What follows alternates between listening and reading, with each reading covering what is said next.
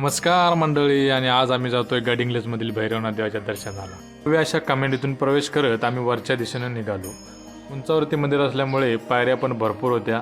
पायऱ्या चढत चढत जाताना मध्येच आपल्याला महादेवाची मूर्तीसुद्धा बघायला मिळते. भली मोठी मूर्ती बघायला मिळते. पायऱ्या भरपूर होत्या. पायऱ्या चढत चढत वरच्या दिशेने निघालो. वरतीसुद्धा एक कमान होती, त्याच्यातून प्रवेश करत निघालो. हे बघा, भव्य असं भैरवनाथ देवाचं मंदिर. आणि आज रविवार असल्यामुळे गर्दी पण फार होती. पाय धुवून आम्ही दर्शनाच्या रांगेत लगेच लागलो. ही बघा, गर्दी खूप होती. आणि याच्या आरतीला हे आश्व दररोजचं मानाचा आश्वास ह्या आरतीला घेऊन येतात.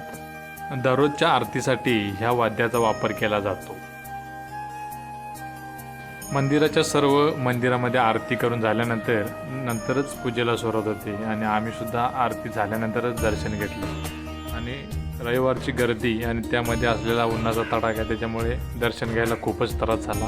भैरवनाथ हा नवसाला पावणारा देव असल्यामुळे त्याची सर्व पूजा ही विधिवत आणि शास्त्रोक्त पद्धतीने केली जाते. दर्शन झाल्यानंतर मंदिराच्या परिसरात थोडी विश्रांती घेतली आणि नंतर पुढच्या प्रवासाला निघालो.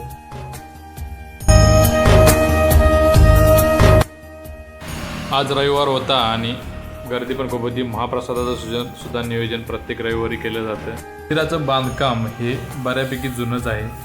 सर्व पायऱ्या वगैरे सर्वच जुनं आहे. आणि हे सगळं फिरून झाल्यानंतर आम्ही मंदिर परिसरात सर्व फिरून घेतलं आणि नंतर मग परतीच्या प्रवासाला निघालो, पायऱ्या उतरत. धन्यवाद मंडळी. आणि हा भैरवनाथाचा व्लॉग तुम्हाला कसा वाटला आहे जरूर कमेंट करून सांगा. आणि सबस्क्राईब करा, लाईक करा आणि फॉलो करा. धन्यवाद.